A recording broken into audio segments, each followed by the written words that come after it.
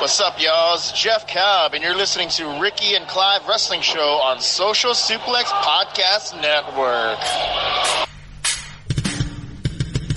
You're listening to the Ricky and Clive Wrestling Show. Listener discretion is advised at all times.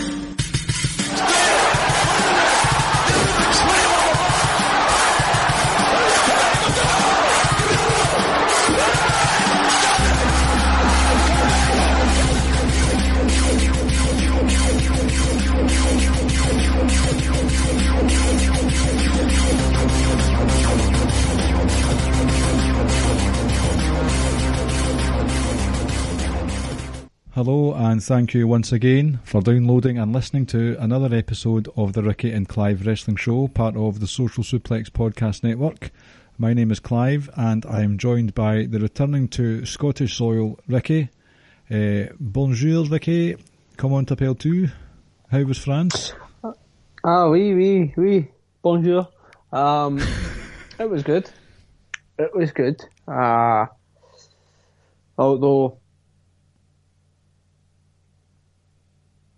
Although got home 2 days later than anticipated because of the storm, and I also couldn't get a direct flight to Glasgow, so I had to stop off at Bristol first and then get a flight up from Bristol to Glasgow. Fuck's sake. And you know, I'm not a good flyer. I hate flying, and the flight to Bristol was only an hour. But it was an hour of nothing but sheer terror. Like, as we started to descend, you almost felt the wind, like, resisting.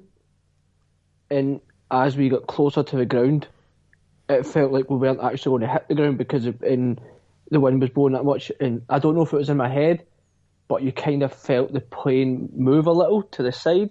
We hit the ground, and then it kind of bounced back up, and then finally landed properly. I mean, the pilot came on during the descent, and I don't think a pilot's ever comes on during the descent and was like, yeah, we're kind of met by a bit of, like, as you like to call it, just a little bit of a breeze. And it's like, no, this isn't a fucking breeze. Like, my lord. Terrifying. I remember once I was going to Disneyland Paris as well, and it was Jet 2, I think. I can't remember, maybe. And when the plane landed, it did the whole or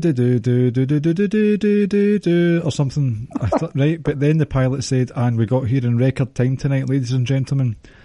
I felt like saying, I'd rather you just got here in one piece rather than setting records.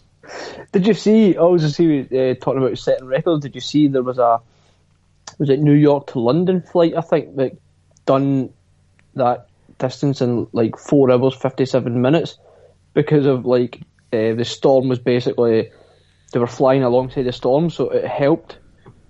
It's like, that fucking journey's like a good, 6.5 hours. Aye, at least. I can't remember how long it took from Dublin. I would say it was about 6 hours from Dublin, so Dublin obviously is closer to New York, but it was terrifying. Terrifying. Did you have to pay more for your extra stays in the hotel? I did. I had to pay for 2 nights in a hotel, and I had to go stay in the Hilton, which was round the corner. 2 nights there. Surely, from an act of God, you would be allowed to get some free stay. Well, normally what happens in that situation is that the airline will put you up somewhere. Mm-hmm. But we got to the airport, and on the website before we left the hotel, it said the flights were still running as normal, but we got to the airport and it was all cancelled. So, like, there was a couple of London flights, a Luton, a Bristol, a Manchester. I think it was a Bristol, a Manchester, an Edinburgh, and a Glasgow flight, all leaving within a space of like maybe 70 minutes, all cancelled. So there's about 2,000 people all in this airport, crammed into this bit, and it was just carnage. But I booked a hotel straight away, and then proceeded to start booking flights and stuff. But yeah, I remember once we booked the hotel, the couple who was staying in the same hotel as us, ended up getting a message later on that night to say we found a room, but at this point it was 1 o'clock in the morning. And this is 7 hours after the flight was cancelled. So yeah, I'll claim it back through the airline or through my insurance. Good, and I ensure that you do that, because that's not fair. No, I intend to. I've already started the ball rolling. I'm not going to fucking lose out on £500 because of fucking some storm. You should kick up a storm about it while you're at it. Oh, I did. So tonight's episode, a slight change of plans at last minute. So I was intending to discuss Takeover Portland, which is coming up this weekend with Ricky, but Ricky has informed me, obviously he was in Paris last week, you are now 2 weeks behind with the old NXT, correct? Yep. I've not watched a lick of wrestling in the last 10 days. I've not listened to any podcasts as well in the last 10 days. So you wouldn't have heard the shit I said about you last week then? No, I've not heard that podcast either. So, well, Murray called you a wanker a good few times. That's alright, Murray himself is a wanker, so all good. Is this the first time that you've kind of missed, you're behind on NXT? Or have there been stages before where you've taken a bit of time away from it? Remember when I stopped watching for a bit and I was just I can't be bothered? Mm-hmm. I never stop. I don't ever stop watching NXT or NXT UK, but I am 2 weeks behind on both shows because building up to Paris, I was working long hours. I was staying in the office till 6, half 6, 7 and stuff. I say long hours, but then again, I was starting at 7, so yeah, I'm behind. And like I said, in the last 10 days, I've not watched anything in relation to wrestling at all. Well, I completely forgot when it was Tuesday and I landed that it was Raw the night before. See, usually the sort of Christmas episodes of NXT where it was just a sort of replay or repeat of stuff that had happened throughout the year, I'd usually miss them, but apart from that, I've been pretty much consistent with my viewing of it since, what was the takeover where Sami Zayn defeated Neville? Oh. Revolution. Mm-hmm. That was basically the first time that I saw NXT and continued to watch it from there on in. Can you remember the first time when you caught clapped eyes on NXT?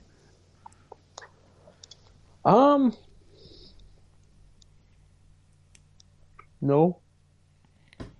But thanks for your input. I do know it wasn't from the get-go. I mean from the start, what NXT is, what it is now. I went back after getting into NXT. I had to go back and rewatch it all. Right.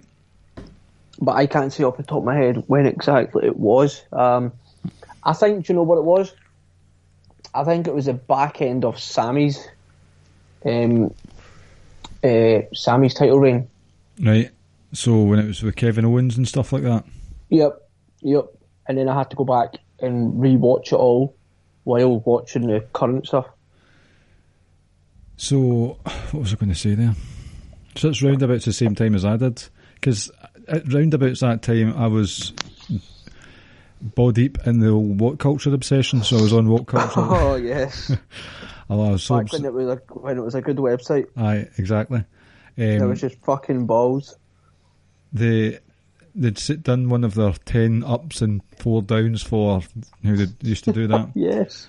Well, they had a 10 ups and 4 downs. I don't know if that was the correct actual number, but it was for the NXT TakeOver, and I literally had not heard of it. And I had fallen away from wrestling before the sort of original NXT started, the quiz show, reality show format. Mm-hmm. I knew of Nexus, but that was it. And I hadn't heard of NXT. I literally had not heard of NXT at all since before that Revolution pay-per-view. But I'm glad I did. It brings me to another interesting question. Can you remember your first memory of, not so much wrestling in general, but what was your first memory of Raw? And so Raw, Smackdown, all that stuff. Can you remember what exactly the first episodes that you saw? First episodes. I would have to say, like, vividly. Now, I'm sure there was times before. I know for a fact I was watching before it, but I think quite early on was the build up to Shawn Michaels and Austin at WrestleMania, the one with Mike Tyson, right? Which is what, 98? Yes, 98. So now I was watching before that. I know that for a fact, but I think I'm not one of these people that can say I was definitively doing this at this age when I was younger. Like, I know, like, my memory's pretty decent, but don't ask me what certain things happened in nursery or primary one and stuff like that. I couldn't give you a definitive time. I can tell you things that had happened, but that's my first memory that popped to mind. But I know for a fact, like I said, I was watching before that. I'm trying to think. I remember Sky One in the UK had Livewire, presented by a young, fresh-faced, wrinkle-free, goatee-laden Michael Cole. And that was how I got into wrestling almost full-time. But I remember specifically, I was at a boys' football club weekend down in Blackpool, doing a few friendly tournaments. And we all, once we'd got off the bus and into the hotel in Blackpool, we put on Sky Sports.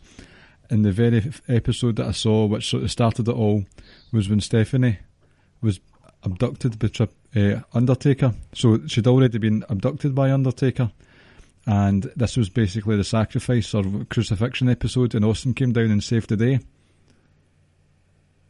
Because I knew that something was going on, and hadn't seen Backlash pay-per-view where Undertaker had kidnapped her in the limo. But I remember from Livewire, Kane and Undertaker had a random Inferno match on Raw, of all times. And during the match, Undertaker had a teddy bear. Well, Vince McMahon was at ringside and Undertaker set fire to the teddy bear. And I don't know why, I just keep remembering that image when I think about that time. But when Austin came down and saved the day, and then he became a de facto CEO at the request of Linda McMahon, and that was it from there on in. So that was what, 99? 99, yep. So it's funny you say Raw, right? Because, like I said,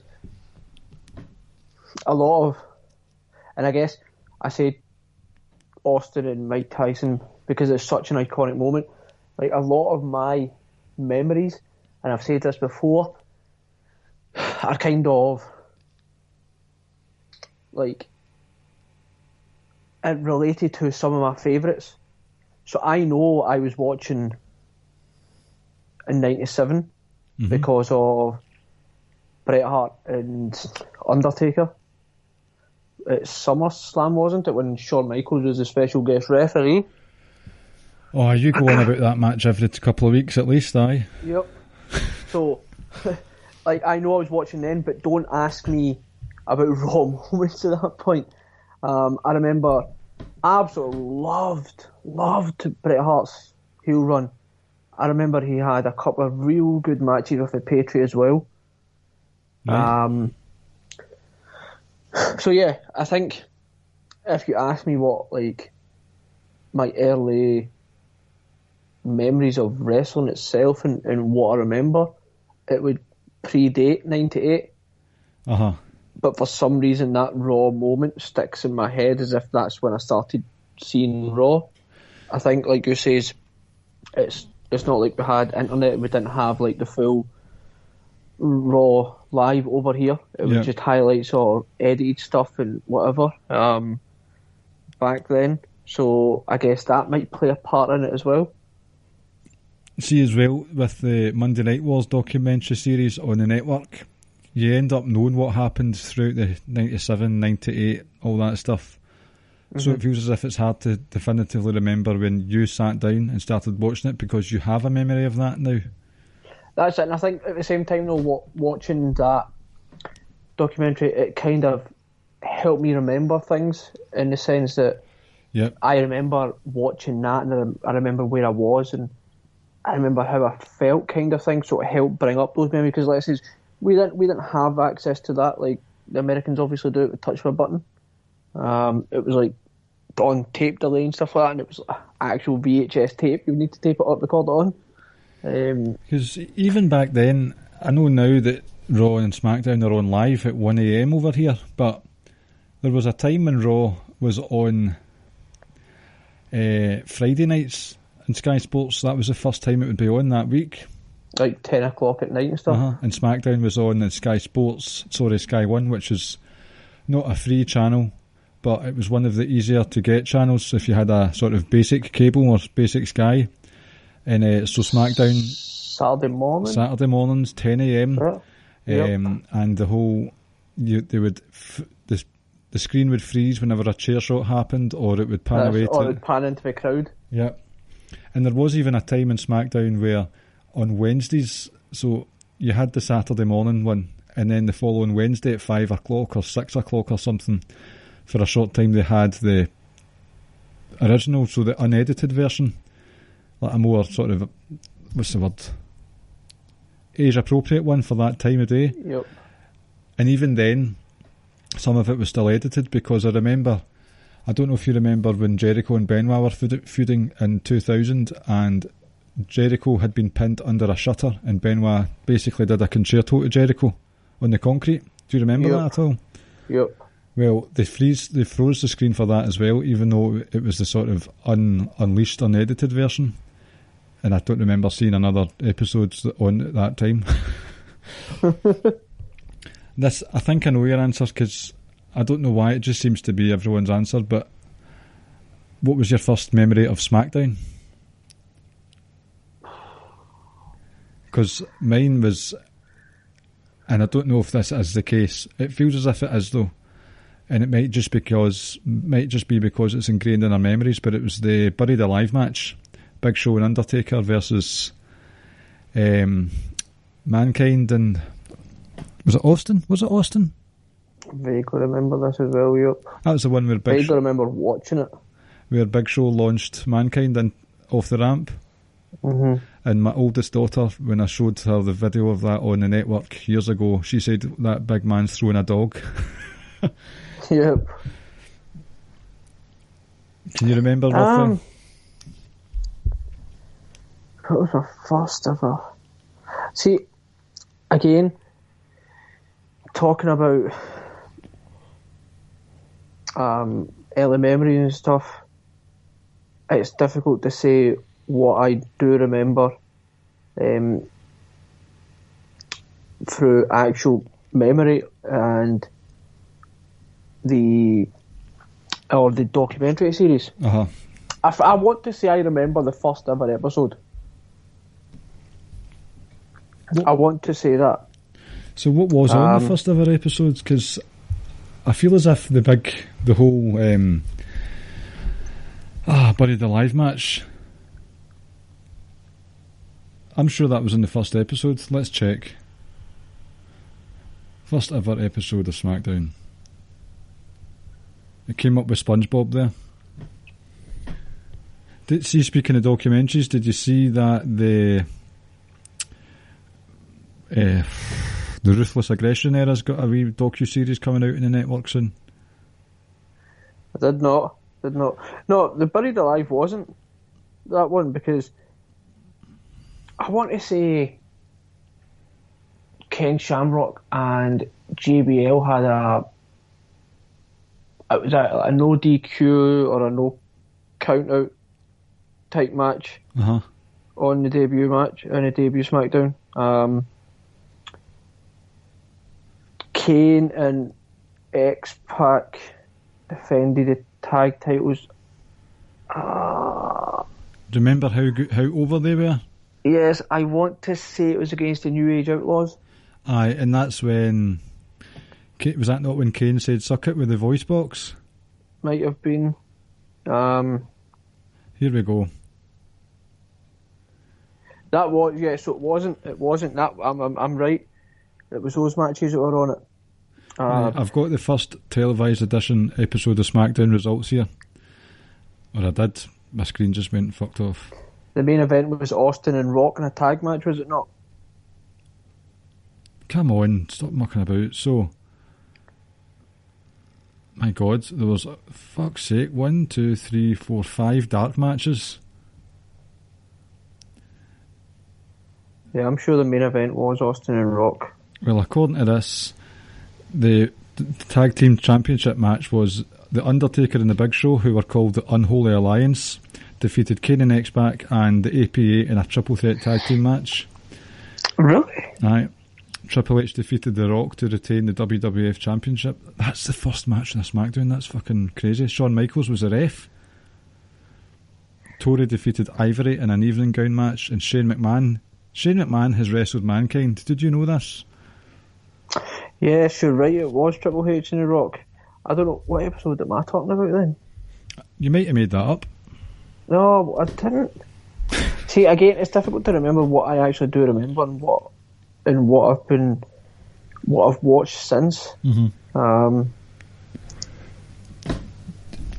Do you know it was a good time for our fandom back in the day? It's when Channel 4 had it, and they would have Heat on a Sunday afternoon, but they would also have Royal Rumble, Backlash, the July pay-per-view, whether it was Invasion or fully loaded, and then it had the December pay-per-view. And I remember I had the first pay-per-view they had was Royal Rumble 2000 with the Triple H Cactus Jack street fight, but the May one, which was Backlash, where The Rock beat Triple H when Austin came down, that was a bank holiday weekend for us, so I stayed up live to watch it, quietly sneaking about downstairs. And I remember leading up to it thinking, because you're at that age where you think it's real still a wee bit, not obviously, but you're just a wee bit worried. And a young boy with irrational fears, I was convinced that Triple H was actually going to behead The Rock with an axe. A couple of other early memories. I remember when Rey Mysterio debuted as well. May have been either, I think it was very early in 2002, and now I'm sure this was a Smackdown event. Brock Lesnar and Kurt Angle, they had an Iron Man match. Oh, that was yes, that was the summer of 03, I think. Is that what you're talking about? And that was on SmackDown. That was on SmackDown. Sure it was. SmackDown, I know it's talked about a lot, but see, from about 2003 onwards, for a good few years, SmackDown was the place to be. Oh, yeah. Definitely. Brock Lesnar. For a long time, yep. And then you always had Heyman running SmackDown as well for a period of time. And it was always like, Raw was the one that was the sports entertainment program, and SmackDown was the actual wrestling program. Mm-hmm. Almost kind of like what Raw and SmackDown have become. They are now what Raw used to be, and NXT is what SmackDown used to be, kind of be. Well, I can't really comment for SmackDown at the moment, but it's kind of fallen off my radar, whereas I'm kind of like, there's a lot of things going on Raw at the moment that has really piqued my interest. Seth Rollins heel turn, Andrade Almas, and the whole Latino World Order that's going to go down. They may as well just rename that the Central American Championship instead of the United States Championship. But that's excellent, all that stuff that's going on there. Really liking it. So it's as if Raw is the wrestling just now and SmackDown is the sports entertainment stuff. Especially with Goldberg and the Fiend going down. Let's not go down that road. Let's keep it happy. Let's keep this a happy, relaxed pod. And fucking John Cena's coming back as well. My word. Oh Lord. Let's move on from it. Let's not dampen the show here. So see, that night where I was staying up to watch Backlash, I was just flicking through the channels, and I don't know, it might have been TNT or TCM or something. I can't remember exactly, but it was like a highlight show of ECW, and that was the first time I'd ever heard of ECW, and you just saw the likes of RVD, Sabu, Sandman, Jerry Lynn doing all this crazy shit in that Hammerstein ballroom. Is that what it's called? Here's the thing. I don't have any early childhood memories of ECW at all. Yeah, I'm quite lucky to say that I did, because it was, I don't know, it was quite high up. We had the NTL cable box. Right. And it was up maybe in about the 30s, the channel or something. And it was usually Sunday night, 12 o'clock. And it'd have some ECW stuff. It was kind of the same idea as what Channel 5 had for WCW, where it didn't necessarily follow chronological order of the storylines, but they just showed a shit ton of hardcore wrestling. Right. In a pure fevered crowd, and it was excellent. So, and that's the other thing. Like, I wasn't a hardcore fan or follower of WCW, but I still remember WCW being on Channel 4 and 5. Aye, that Channel 5 programme was pretty shit though when you think about it. Oh, I know. And remember those? I remember them. They just seemed to keep showing dark matches for Scott Steiner. And unless there was this gimmick going on where Scott Steiner didn't have any storyline going on and they just wrestled all the time. But Scott Steiner all the time with his silver headgear on, doing push-ups, thinging his steroid-riddled biceps, and then they would show stuff about Goldberg has to recreate his streak because Vince Russo has locked him in a cage and stuff. It's like, Jesus Christ, what's going on here? And that's it. I hate to keep harping on about it. Like, it's difficult to have early childhood memories because it just wasn't readily accessible for us. It was, you know, so it's difficult to really distinguish what you remember and what you now know because of the stuff you've watched. It's a lot easier now. I mean, you've got BT Sports, Channel 5, Paramount, ITV, YouTube in general, and Twitter and stuff like that. I thought ITV had cancelled their AEW. Just their pay-per-views. Just the pay-per-views. They're still on ITV 2 or 4 or whatever it is. I can't remember what exact channel it is, but because ITV box office is stopped, hasn't it? Yep. So I mean, it's still, I record every week, obviously, but I can't remember off the top of my head if it's 2 or 4. But yeah, it's not on box office anymore. That's the only thing. So you've got to watch it through either illegal means or Fight TV. Good old, you can't beat the illegal means, ladies and gentlemen. It's the way forward. Do you remember, this is a random question, but do you remember having any wrestling figures? Oh, I mean, everyone had wrestling figures. Well, even if you weren't like a massive fan, it was still one of those things, you had wrestling figures. Well, I felt like, you know, you get kids who've got the shit toys, while everyone else has the better toys. Yep. Well, friend of the show, Barry Dillon, whose birthday it is today, happy birthday, Barry, if you're listening, which you're probably not. He had dozens and dozens of wrestlers that had all the reactions. You could do the clotheslines or the punch or the jumps in an actual WWF ring. Well, I had the WCW ring, and I felt pure. Like, that's shite, man. I've got a shitty wee WCW ring and an Arn Anderson figure, and I don't know who the other one was. It might have been Ric Flair, but they didn't do anything. They just stood there. So I ended up using other figures that I had. I know that I had a Captain Planet toy. So Captain Planet was a wrestler in my wrestling figure federation. Daniel Bryan? Aye, back in the day, yep. No, I remember I had everything. The figures, the rings. I remember there was an Undertaker casket as well that I had once. Like that was your form of entertainment back then. So yeah, wrestling figures are a must. Like, now I don't have wrestling figures. Like, I mean, I've got a couple in work that sit on top of my computer, but those were gifts and stuff like that. But I don't have like figures that I would collect or play with, obviously. But yeah, without a doubt, I like, me and my one of my best friends who I grew up with. Still really close to him now. We obsessed over wrestling. Like we had between us, like we easily hit triple figures for figures. For fuck's sake. Easily, like it was borderline. I would say we almost maybe had triple figures each. We had the rings. I remember we used to go up to what's that called up towards Park Headway? The Barras. Remember we went up there and bought our first ever wrestling t-shirts. First ever wrestling t-shirt was at Austin 316.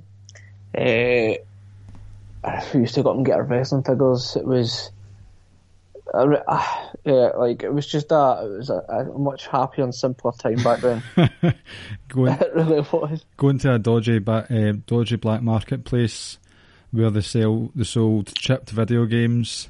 Yep. 12 lighters for £1, pairs of socks, and wrestling figures. And DVDs that weren't quite released yet, because they were going to be released later on in the year, and I loved it. I loved the Barras. Did you ever, I don't know if this is just me, but back in the day when I didn't actually own any wrestling VHSs, but sometimes when my mum or dad were feeling in a good mood, it'd go down to either Blockbuster or Global Video or Ritz Video or Azad Video. Had a lovely Azad Video one as well.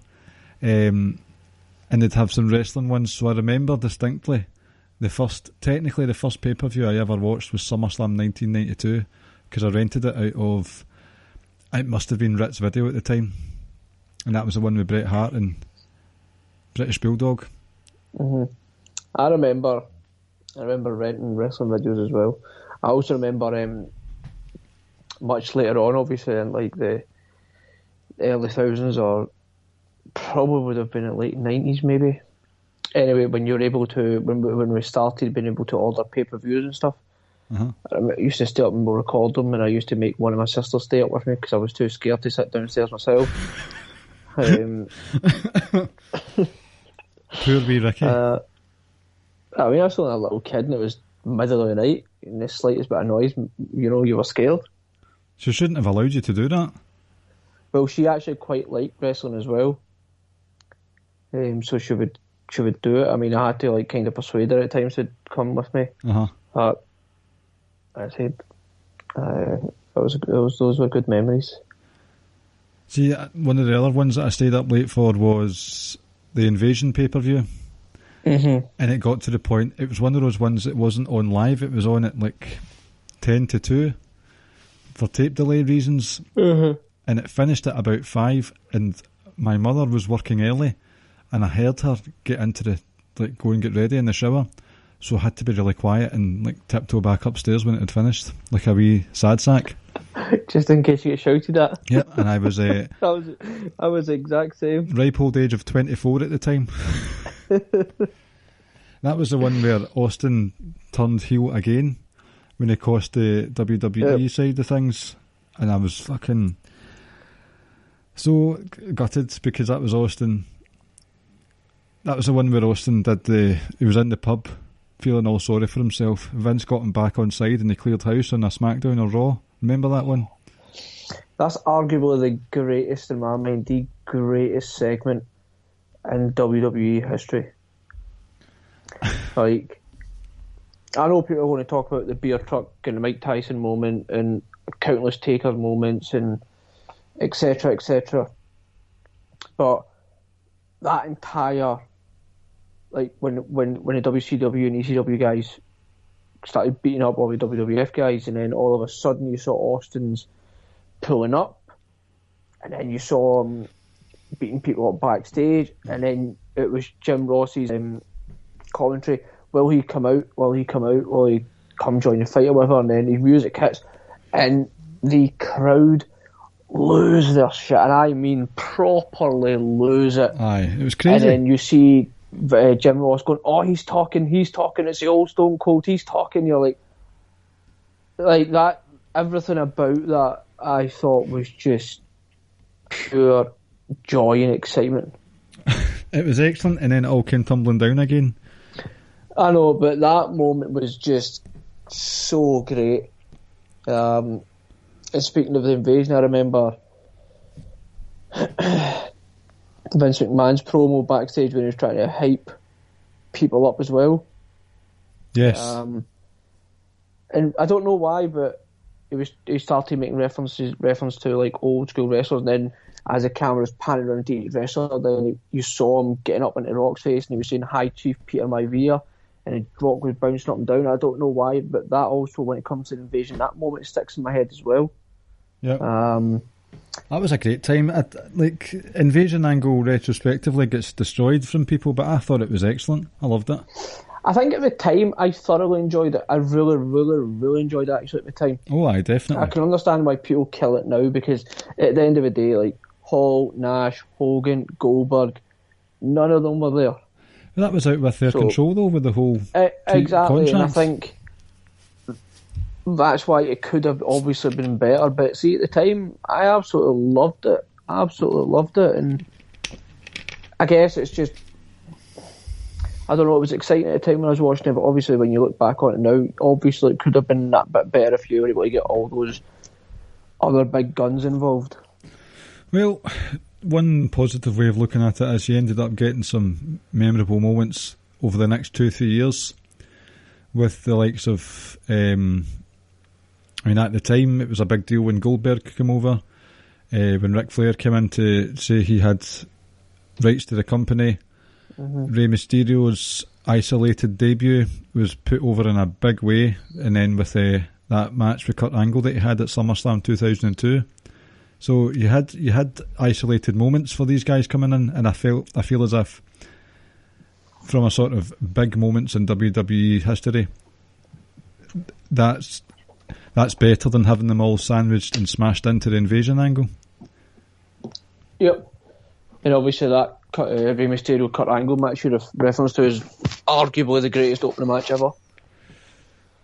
Yep. And as well, if you had all these big guns come in, arguably one of the bigger stars, sort of breakout stars from the invasion angle, was RVD. Would he have had that spot and would ECW have had so much shine if they had the bigger WCW names instead? Probably not. And I think that's a valid point. You know, like if you did, like you said, if you had all the other big guns, the NWO guys, Goldberg, Flair, Sting, had to wait a bit longer for him. Sorry? Had to wait a bit longer for him. Yep. Like, would you have had all those other guys been able to maybe make an impression? Obviously not, I think. That's worked out well. I was reminded there when we'd said Austin during that invasion match, Austin and Kurt, I kind of went down a sort of shout out to Mags and Bags here, but we've went down a wee Why We Watch road. The Austin and Kurt Angle was the first ever sort of wrestling podcast I heard. I think it was 2013, and I'd already started getting into some podcasts with the good old Glasgow Celtic Football Club, a few more, and then I realised that Steve Austin had his own show. Tuned in, and it was an interview with Kurt Angle, and I think from there, I don't even want to think about how many hours I've put into listening to wrestling podcasts. It'd be quite embarrassing to put that figure down, probably. Because remember, it was on the train that I'd said to you, you need to listen to this, and then the rest is history. Yeah, I never heard of podcasts until you told me about them.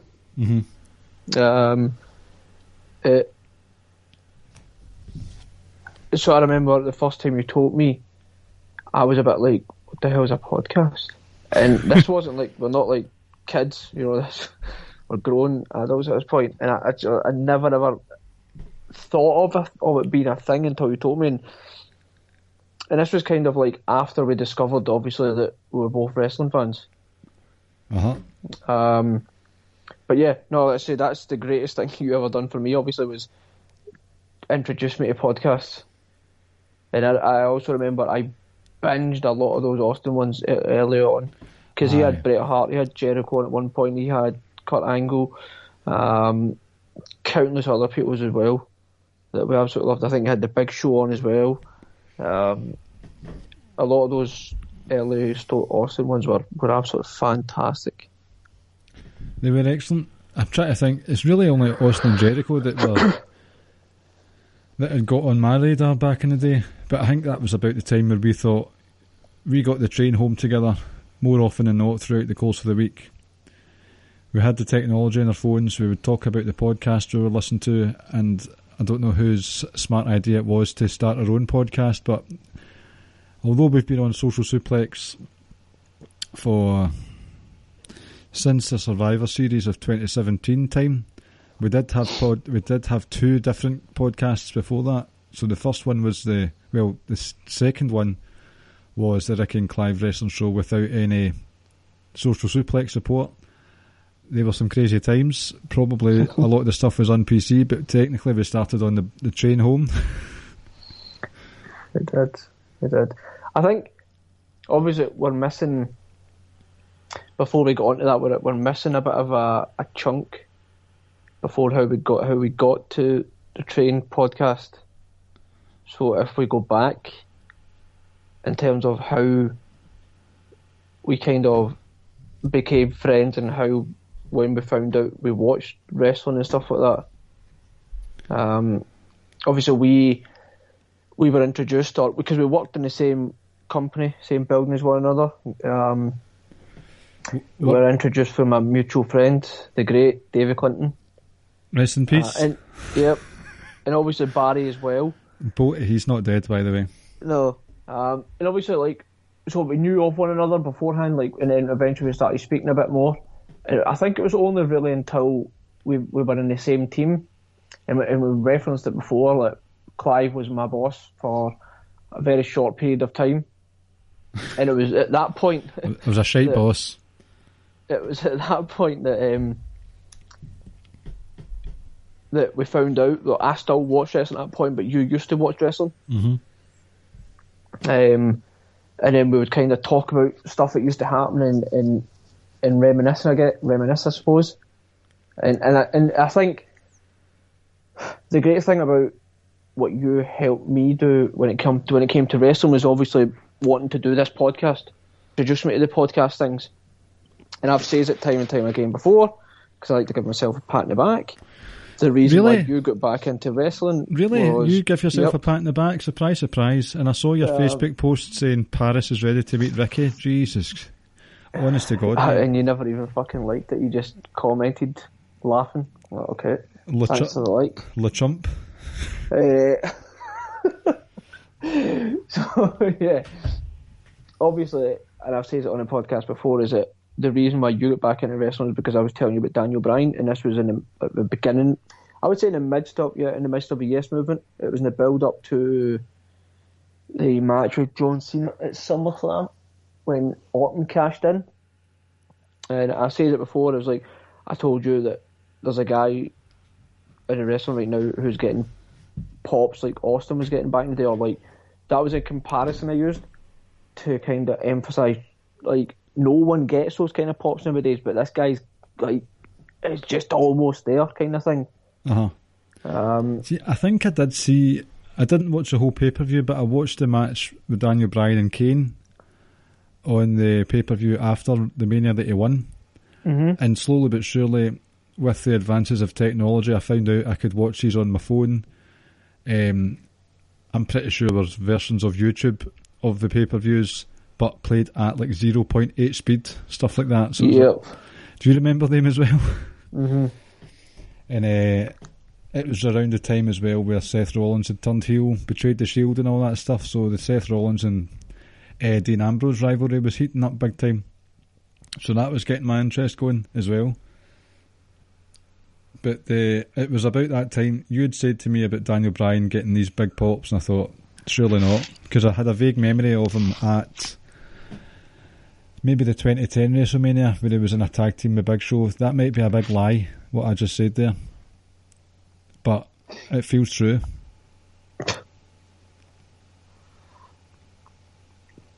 No. Was he not? Was he not in an 8-man tag team match at WrestleMania one year?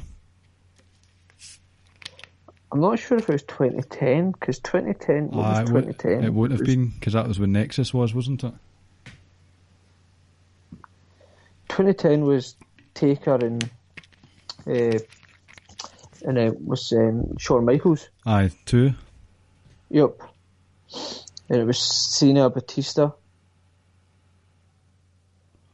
I don't think... No, because Daniel, the whole Nexus stuff happened after WrestleMania that year, so it'll have been at least 2011. But I might have made it all up.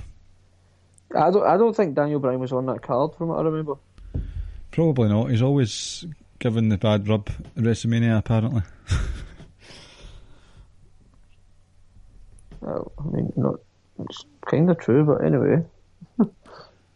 Well... But yeah...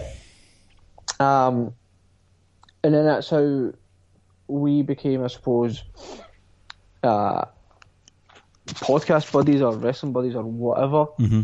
And then I remember we used to always talk about how we should do our own podcast, and it's funny now we're a part of a podcast network. So we used to always say we'll do our own podcast. And then imagine we had our own network. So there'll be a wrestling podcast, a football podcast. That was it. We just now need to oust Jeremy and take over Social Suplex. No, and then from there we obviously get the names Ricky and Clive, which we've discussed before. And then it ultimately led us to, like you say, getting a train home together often. And then starting to record podcasts on a fucking busy Glasgow train in the afternoon. A busy, noisy, squeaky Glasgow train. And it wasn't just wrestling though, it was just the Ricky and Clive show. And it was nothing but utter chaos. It was shite, it was terrible. Like, and the thing is, like, people won't. I feel like the only people who will be able to obviously understand or what we're talking about is someone like Murray, and I don't even think Murray will be able to completely understand because he's a good 10 years younger than us. But some of the things that you're talking about is just kind of, you've got to be there to find it funny. And a lot of the stuff that we used to talk about on the train when we recorded this quote unquote podcast was just utter nonsense. I mean, utter fucking nonsense. I mean, probably not too dissimilar from most of our podcasts nowadays, right? Aye. But just nonsense. Like you said, we used to throw in some wrestling. There was a train journey where it was just, I felt like all we done was laugh for 30 straight minutes about the most stupidest things. But like I said, you did jump from different things, right. But the main thing, the main theme was always wrestling. Because there was football. We would rip shreds out of the weird people colleagues. Aye, they've called them the Creep Squad. Maybe. And funny, and you were their boss. I know, I was the boss of some of those creeps. I'm telling you, some of these people, ladies and gents, they would fit right in with the Dark Order. There's no doubt in that at all. They're ones for the watching. They'll be on a watch list in the next couple of years. Oh, they already are. Which reminds me, I'll need to tell you something off air. Okay, doc. But yeah, I think, and that was only done for our benefit. Aye. I think, just because it was just, I remember one time we were just sitting, we were talking about stuff, mainly probably wrestling, and we were like, we should record this one time. And then we did. And then it kind of snowballed from there, and I think, if you can obviously tell the story about Mrs. Clive got you like a podcast kit as a gift as well. Yep, that happened.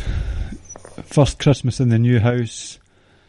New child had just arrived, the last child, and the wife's family were up from Essex, so it was a busy, busy house, like super busy. And it came to the present opening time for the adults, and there was this big box, and I thought, what the fuck's that? Opened it, said podcast studio on it, and my jaw hit the floor. And my first thought wasn't even Thank you. Love of my life. I need to tell Ricky.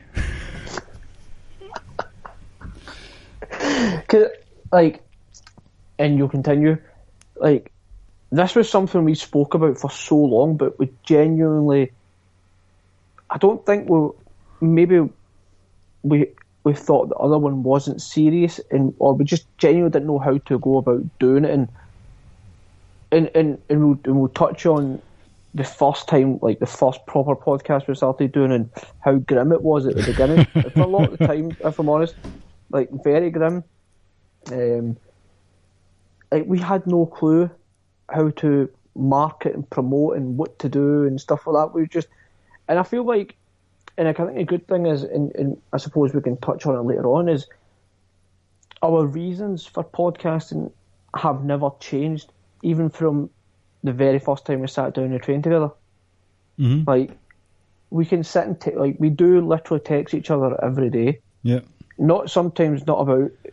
A lot of the time, sure, it's about wrestling, but a lot of the time it's not. A lot of the time it's just that same nonsense we spoke on the train to each other, and we still speak to each other. It's the same stuff like that. Yeah. You just need to skim through our conversations. What the fuck are we talking about here? And it's some dodgy stuff as well. Oh, definitely. It's just that being able to actually speak to someone over the phone and talk properly and more in depth about wrestling, and yeah, sure, there was a long time, but especially me, that was obsessed with how many Twitter followers we can have and Facebook and downloads and everything. But the real bottom line is that we only come on to talk about wrestling because, like you say, full-time parents, full-time jobs, husbands. For this hour and a half, 2 hours on a Wednesday night, this is when we really get to dive in and talk properly. It's a release, I suppose, from everything else, and you just kind of get to sit and talk to your friend about wrestling. Mm-hmm. That's never ever changed from day one to now. You know that I'm not one for talking about my general well-being and stuff like that. Yep. But I do find it cathartic, even when I'm coming on to moan my head clean off about John Cena, Brock Lesnar. It feels good to just have a chat with a fellow like-minded person, because it's not as if I'm going to sit and talk about wrestling in the house. Now and again I'll mention stuff, especially if it's about ICW or wrestlers that are fanciable. But just in general, this is a good place to come, talk about wrestling, have a laugh, and like you said, the whole downloads thing, that was something that we thought about at first, but then it went to the back, because for me personally, what I get out of it the most is that we've got quite a good loyal following on Twitter of people who come back to us and say, we like that, we like this, and there's that interaction with, even if it is 5-6 people, we know those 5-6 people get a bit of enjoyment from us for an hour or two a week, and that's all we can ask for. And it's cathartic, as I said. It's just a good release of whatever. I don't know what I'm trying to say. See, I'm not good about talking about my well-being and all of that shite. But I think bottom line is just that we like to talk about wrestling, and it's just the fact that, like I said, we both kind of have the same, not just the same outlook on wrestling, but just a general outlook on life. Aye. I think we are quite similar personality-wise as well, and we got on well. So it's just, like I said, it's just good to sit and talk to your pal for a couple of hours a week about wrestling without being interrupted, and where you can actually get into a flow of a conversation. Mm-hmm. So when I got the podcast studio, we'd started, and I'd put a tweet out last week. Last week was the 3rd anniversary of what has become the Ricky and Clive Wrestling Show. So happy belated anniversary to you, Ricky. Well done. You too. And started doing all the research. I got one of those Podcasting for Dummies books. Was looking at all the stuff. That's right. Remember that? Yes. That was my Bible for a few weeks. Then I sort of realised that it was a bit out of date, but I still used it for some things. So it was looking at all the... You need to go through iTunes first and foremost. You need to get this and that, get Audacity. And the first episode we did, I can't remember what it sounded like. I don't want to remember what it sounded like. I do remember there were sound levels issues. So I was starting to sort of panic about the sound levels that we had. We got a groove eventually with the whole... I know the last few months I've had some technical difficulties that have resulted in different quality episodes sound-wise, but this podcast studio is kind of still fighting strong. Have to tweak it now and again. But the early days in terms of content, it was wild back then, especially when we had Barry and JR on. We would just talk shite and occasionally talk about wrestling. I remember our first ever episode. Aye. I think they're still out there. There will be, and it's not something we could ever be proud of, but I think at the time we genuinely didn't know what the hell we were supposed to do and what we were talking about. I remember Man United were playing that night and it was against West Ham. And I remember I kept updating you on the score and stuff like that. It's just like things you look back. But I think, as it wasn't the greatest, but I think the one thing from then up until now is that we've never really changed. Like, and we've always kind of tried to stay true to ourselves. Uh-huh. I think if you compare it from then to now, there's a lot more joviality back then. Which I miss. I miss that recklessness and stuff. But as we've ultimately became part of Social Suplex, and we'll touch on that. And as we've started, I don't want to say like growing the brand or whatever nonsense, because that is nonsense. But certainly, more and more people kind of interacting with us, whether it's on Twitter and Facebook and listening to the podcast or whatever it is. I think we've adapted and evolved, and it's not as loose and as out there as it once was. But I certainly think we've stayed true to ourselves, and we don't take ourselves too serious. We joke like all the time on the podcast, but we mix it in with some serious talk as well. But back then it was like 90% joking around and 10% seriousness. But I think, I don't want to say it's closer to 50-50 ratio, but we still have a lot of moments where it's just funny and it just kind of breaks down. And that's what the Ricky and Clive show's always been. Yep. Like, if you wanted to go and listen to like serious wrestling talk, this isn't the show for you. Like, that's not us at all. Like, everything's always loose and carefree and just having a laugh and just talk. We've not ever changed from just being like, oh, it's Ricky and Clive, we're just talking to each other like normally. Mm-hmm. I think there's been episodes where we have went serious, but for the most part, there's a specific episode, and I'll touch on it when we get to that point on the timeline. Definitely. Well, there was I can't remember how many episodes we did with the Ricky and Clive wrestling show before Social Superplex. I think it was about 8 months. So it was January we started, and around that time, and then it was April. I think it was actually February we started. I think it was a week after the Royal Rumble, the Rumble 16. No, 16. No, it was 17. We did the first episode was a review of the Royal Rumble, and then we went over to Social Suplex when Survivor Series 2017 was going on, and I believe that was actually the first episode we were on Social Suplex. You weren't available, so I randomly did a solo show that week.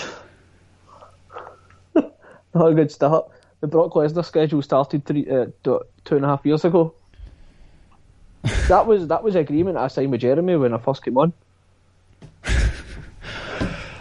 I've not got any words for that. Blame Jeremy. I'll never blame Jeremy for anything. Neither will I. I think when we came over, there was a time, and this is lifting the curtain up, so to speak. A few weeks before we started on Social Suplex, it was coming to the point where we're thinking, can we be bothered doing this anymore? And I thought we'll give it to December. Let's see if we can sort of jazz things up a bit and get. This is still at a point where we were a bit more concerned about downloads and stuff like that. So I reached out to socialsuplex.com. Shout out to Rich, who I had heard a few times on the Doc Chad Matthews podcast and Lords of Pain. So I ended up finding out about One Nation Radio and all that stuff, and then went on to Social Suplex, put in a professional application form, resume, references, bribes, all that stuff. Say, please take us on, please. And it was at a time as well where I'd started doing the columns just on the Lords of Pain, the columns forum side of things. Mm-hmm. And I'd said to Jeremy, I'll do some columns as well for your site as well as the podcast. And Jeremy was saying, yes, please come on. I've always been looking to get some content for Scottish guys. That's the exact words that he said to me. I'll find the emails. Oh, Jeremy, you're too nice. I lied, by the way. He didn't say that. I know, but it sounds like something Jeremy would say because he probably didn't. He's too nice. Probably didn't want to say no to you. So things started growing then, slowly but surely, getting more traction, more downloads and stuff like that. Downloads dwindled a wee bit again, but by that point it was more of a case of we'd had that big following, and we had a loyal following. We were having more interaction with people on Twitter, and it became more of a satisfaction through other people's satisfaction rather than just statistics. But what was the episode in particular that you were referring to about being, if I can be serious for a minute here? It was the China discussion we had in the build up to the Saudi show, the first ever Saudi show. Oh yeah, I thought you meant China as in Joni Laurie. No, and I think that I still think is our best work to date. Right. I felt like on that show we were both extremely passionate, but we weren't aggressive. I felt like we were extremely informative as well. I felt like we explained the situation that was happening over in China. We explained the situations that were even happening in the US to a lesser extent in the UK. And we applied all of that and says, why do people not have an issue with when WWE or wrestling companies go here, but you have the issue with the Saudi thing? And for me personally, because of the whole,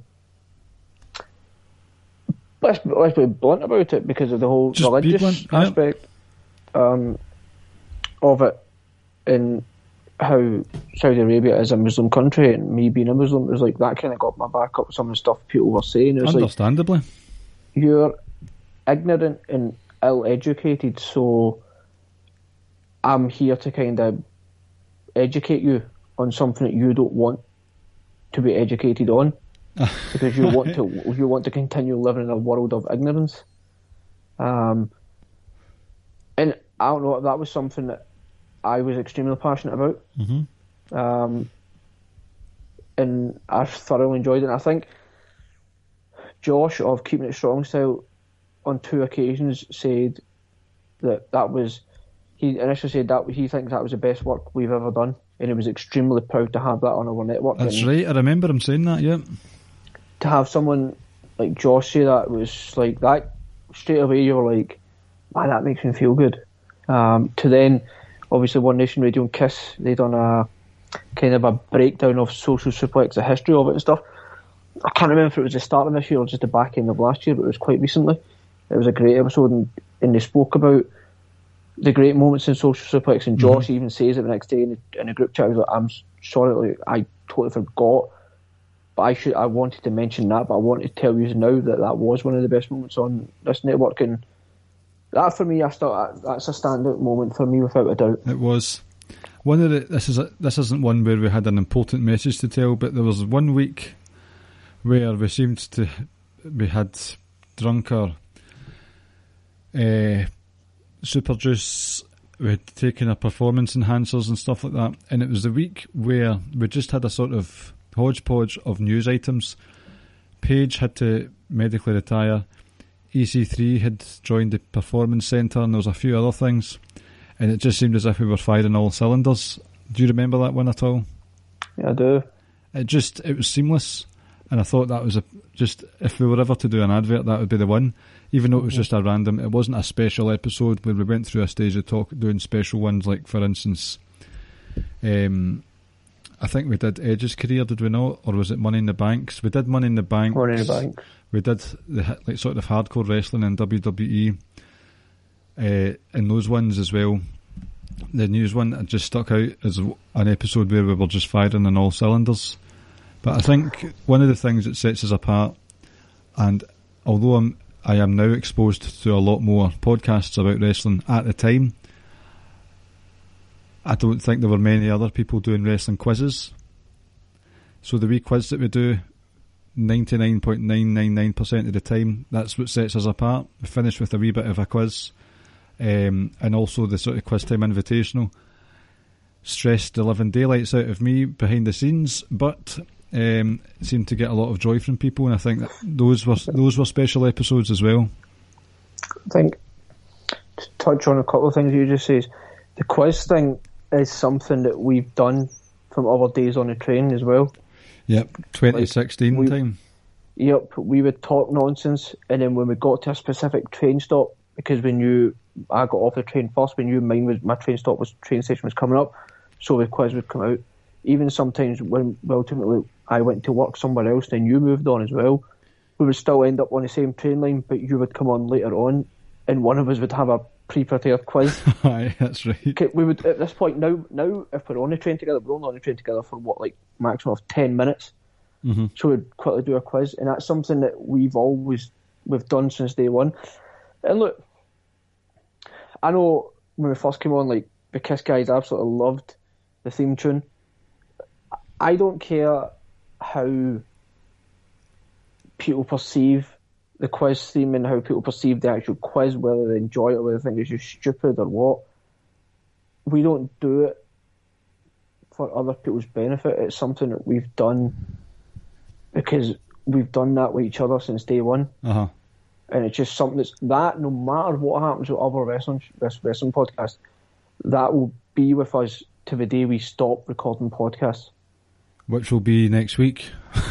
Yes. And the other thing you touched on, again, the quiz time invitational. Honestly, you had guys over in America. The vast majority of them were. Mm-hmm. Obviously, Imp. It was easy to schedule Imp because obviously same time zone, etc.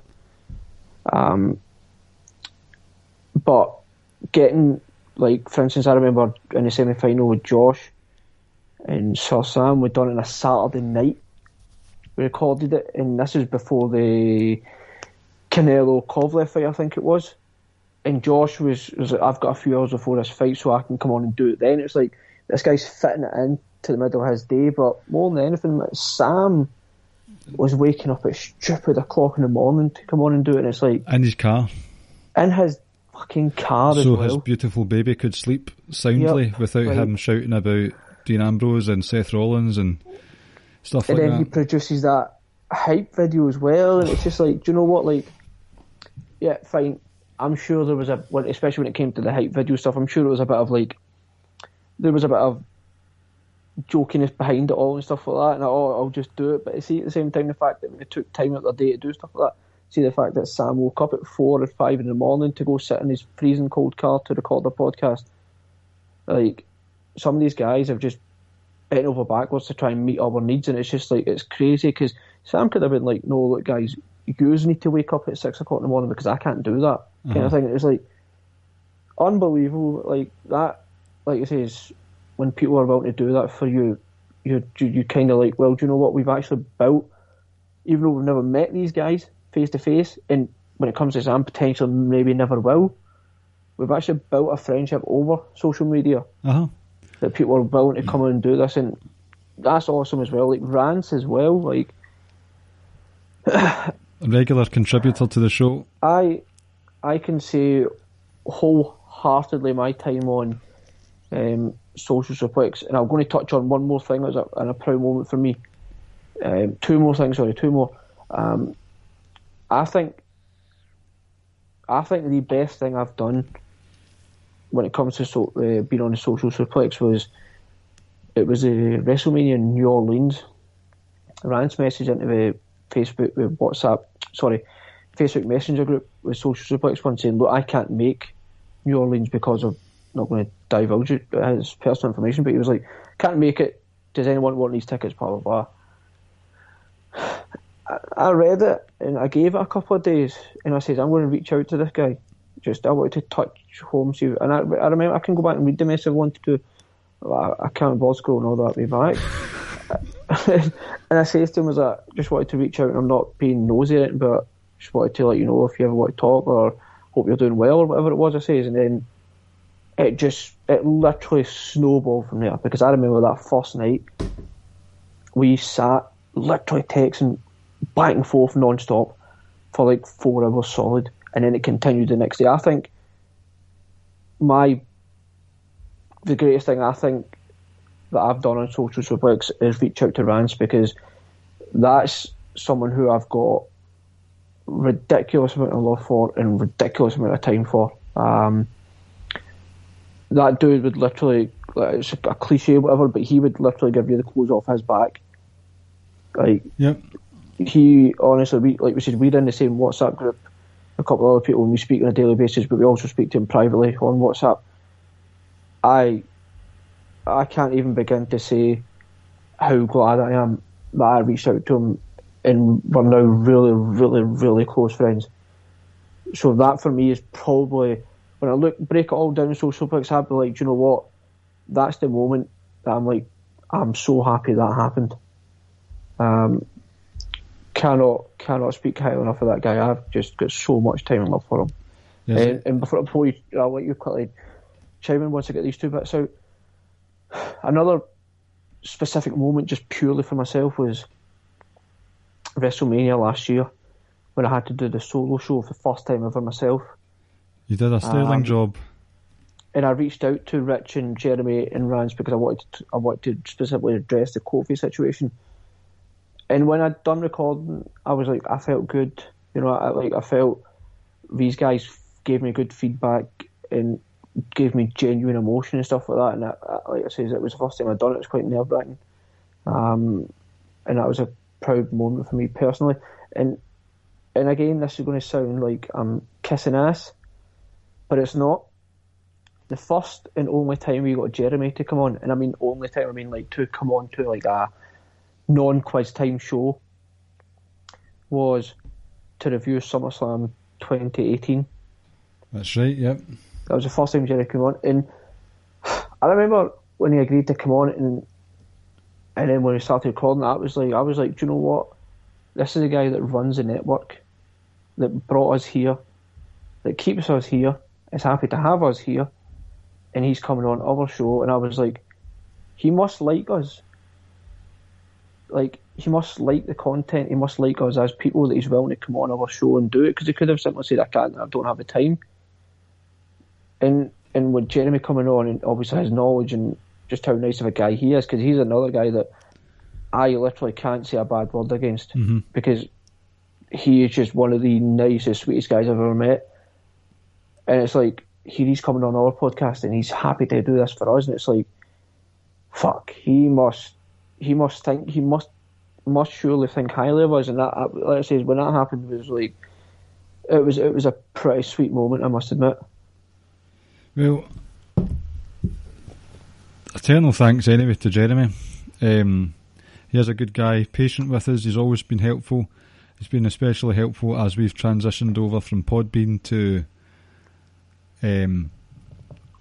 Red Circle. Yep.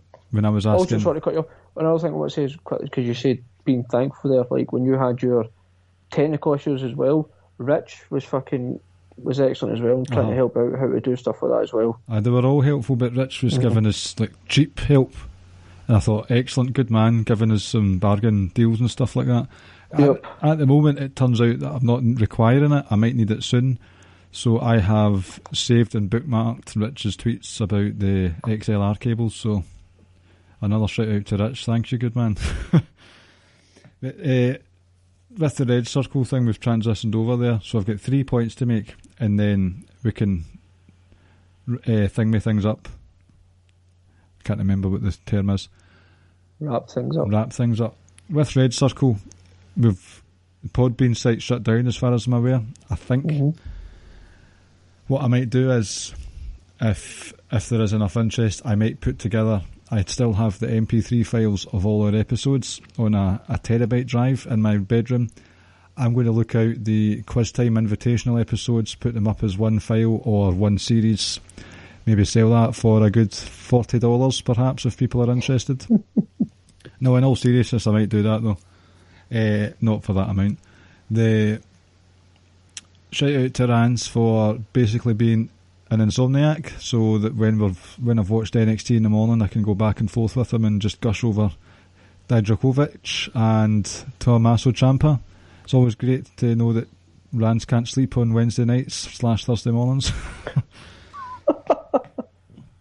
And I want to put over as well Sir Sam again for, you know, the brutal time differences that we deal with, and he's been one of the sort of, from the Lords of Pain side of things, he's been very vocal about supporting my column work to the point where I've been brought back into it.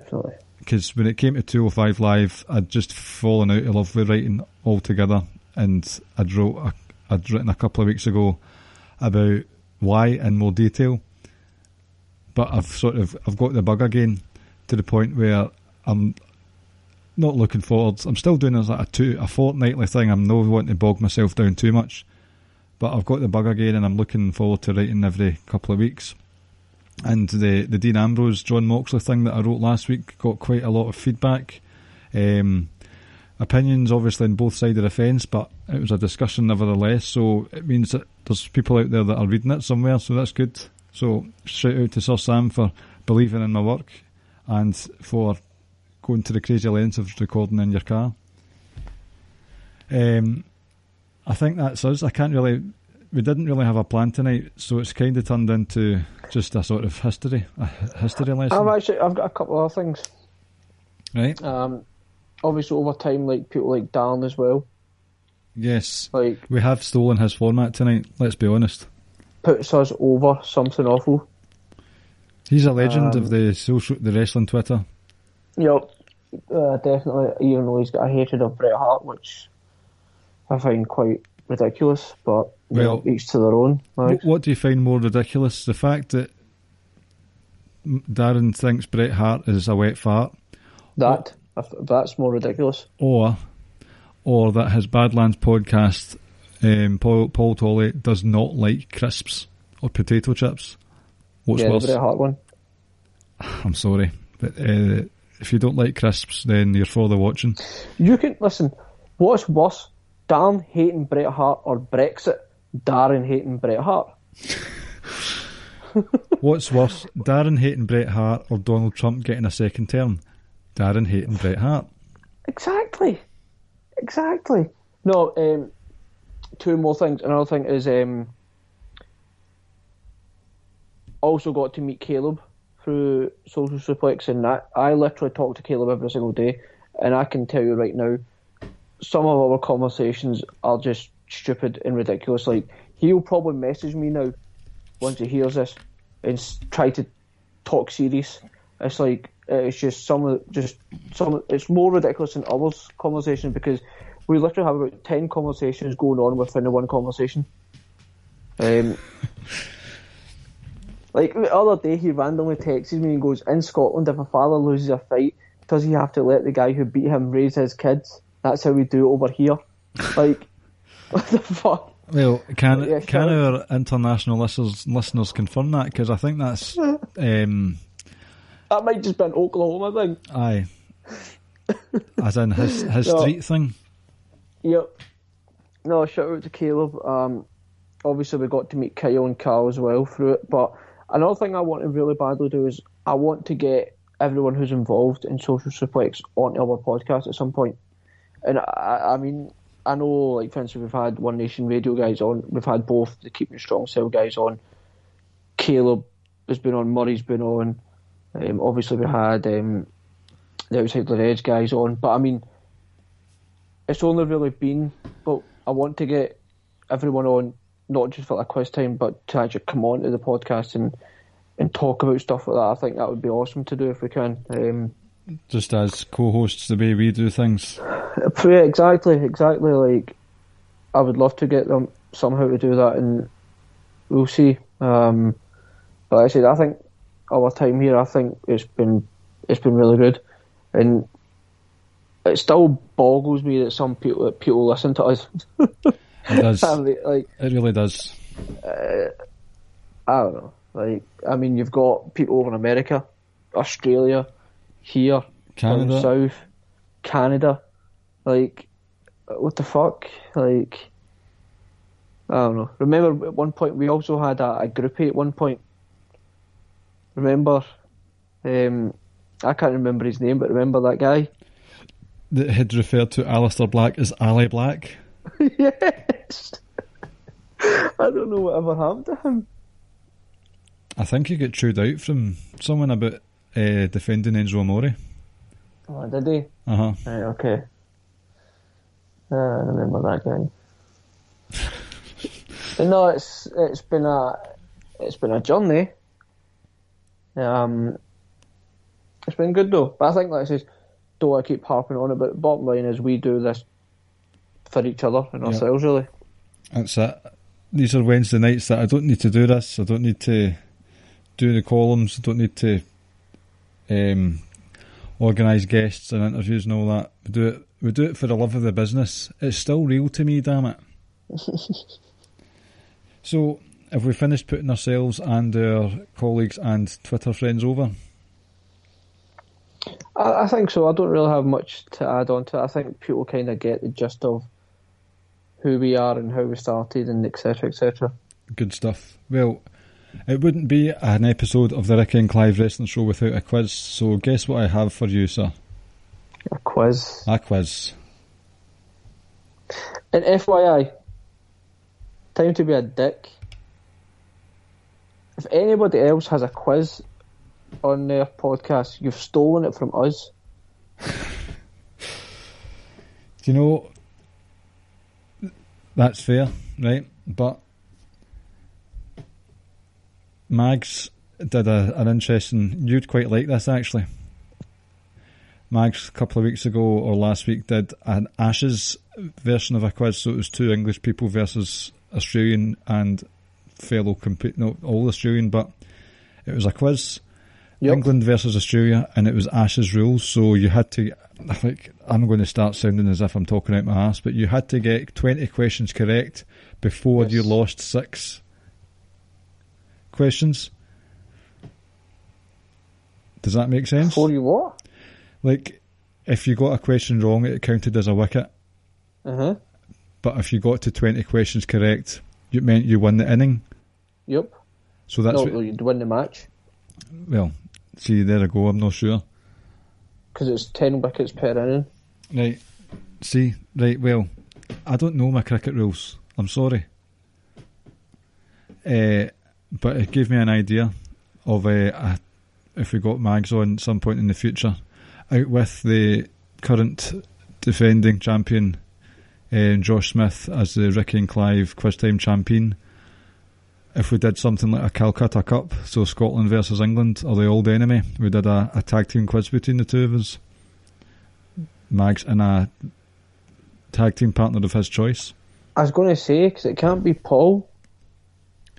Because he's Welsh. It's because he's Welsh. And I wouldn't have him on again anyway, because he doesn't like crisps. See, I don't know if I want Darren on again, because he hates Bret Hart. Well, we just fucked the idea then. Pretty much. Right, cool. Let's just unfollow Dan on Twitter as well again. Again? How many times is that? I done it once. I blocked him and unfollowed him. And then I proceeded to follow him straight away again. But you're a fickle... No, that's a good idea. You're a fickle monster. Right, so let's get some quiz on the go.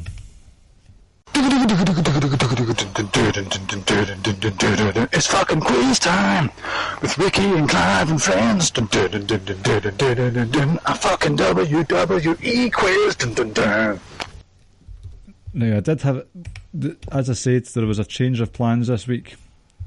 So I did have a quiz already prepped, but due to the content of that quiz and what we were intending to do, we'll keep that under wraps just now. We'll keep it under wraps just in case it doesn't come to fruition. But this week, I've been lazy and we slagged him off earlier. Oh. I have shamelessly stolen a quiz from Walt Culture. Okay? Mm-hmm. And it's about Edge. So are you ready? Yep. Shout out to What Culture. Who did Edge spear from a ladder at WrestleMania 17? Was it Bubba Ray, Jeff, Matt, or Devon Dudley?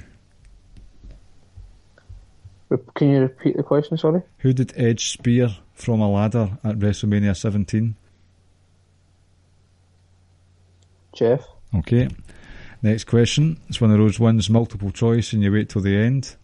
And obviously I'm dealing with dodgy internet connection for some reason. This always happens. See, when my internet, when I've got Google Chrome up and it's been inactive for a while, it fucks about and takes forever.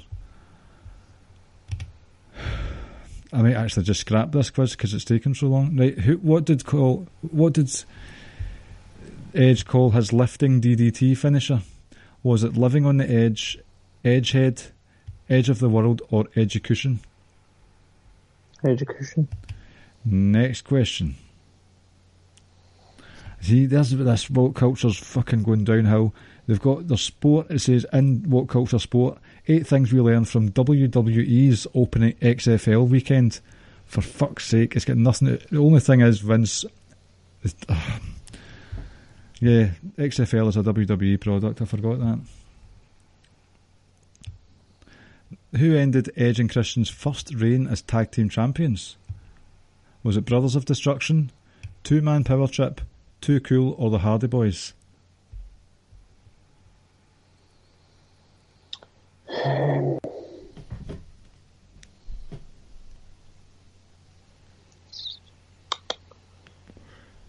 What were the options again, sorry?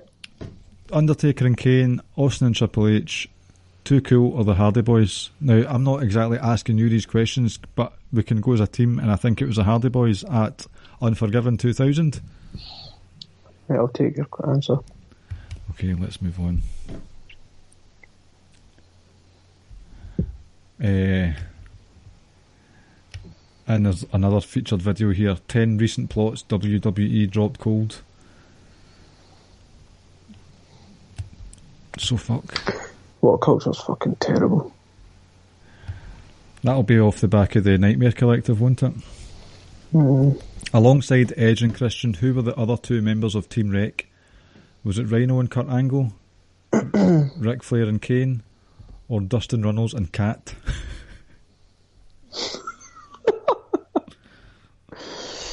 Rhino and Kurt Angle. Right. I mean, that is the answer. Number 5, when it eventually comes. Who did he defeat right before he aligned with Lita? Options are John Cena, Kane, Shane McMahon, or Matt Hardy. Probably Matt. I think it was Kane, though. The Matt thing happened later on. Because remember, Lita was going out with Kane. That's right. They got married and then didn't. And Gene Snitsky was involved. I'm going to say Kane. Mm-hmm. You up for that? Yep.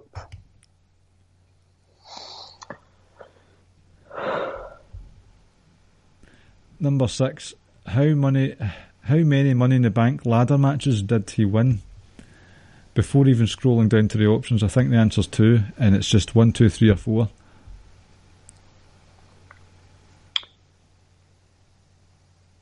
2. 1. Did you say 1? Yes. Oh, he's definitely 1, 2. Sure? No, that's wrong. It's 1 because he defeated Ken Kennedy for his briefcase in the other one, didn't he? So it's 1. So that doesn't count, does it? No, because it wasn't a Money in the Bank. Because the questions were... Yep. Number 7, rated RKO response to which team? Vince and Shane. It says, No.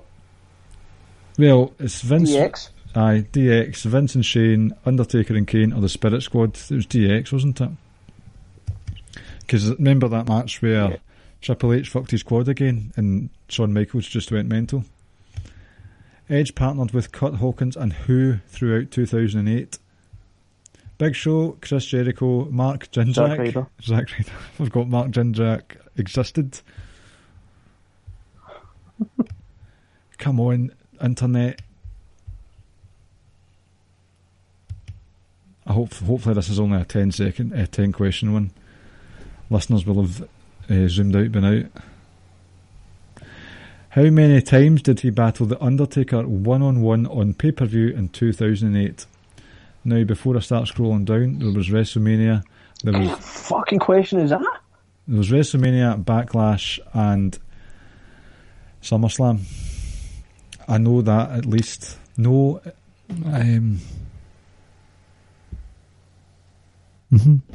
3. There might have been another one. There might have been 4. What do you think? So what was yours again? WrestleMania, Backlash, and SummerSlam. There might have been another one at Judgment Day or whatever. I'm sure they had one at One Night Stand. Oh my god, that TLC match. So 4. Let's go 4. So it was SummerSlam, Backlash, WrestleMania, Extreme Rules, maybe a Judgment Day. No, let's go for 4. 4. A small part of me thinks it's 5. Will we go for 4?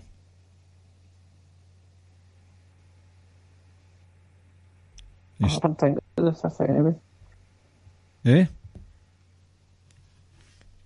Sorry? What did you say? Yeah, go with 4. Go with 4. Going with 4.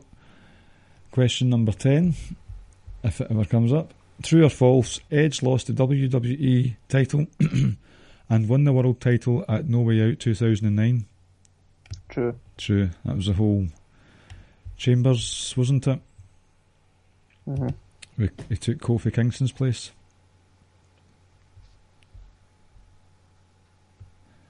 Now, was that the last question? Oh, here we go, number 11, fuck's sake. What number did he enter in the Royal Rumble at 2010? Number 30? Or 29? 30's not even an option. It's 16, 19, 26 or 29? No, that was 29. Okay. You loved that That moment? was the one where he came down with Jericho, wasn't it? Mm-hmm. Who was his last pre-retirement match against? Del Rio? Del Rio. Alberto Del Prick? True or false, Edge debuted his current theme song Metalingus back in 2003? I don't think that's true. Fuck knows. He had a Rob Zombie one before he had Metalingus. So I'm going to say false, because he was injured a lot in 2003. False? Yep. Okay. This is going to go on forever, this quiz. Who performs that theme song? Alter Bridge. Yep.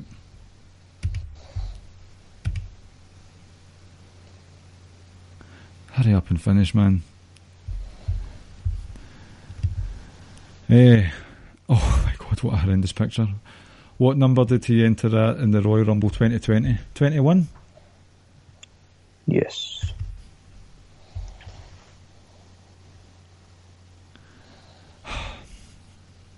Hope you're all enjoying this.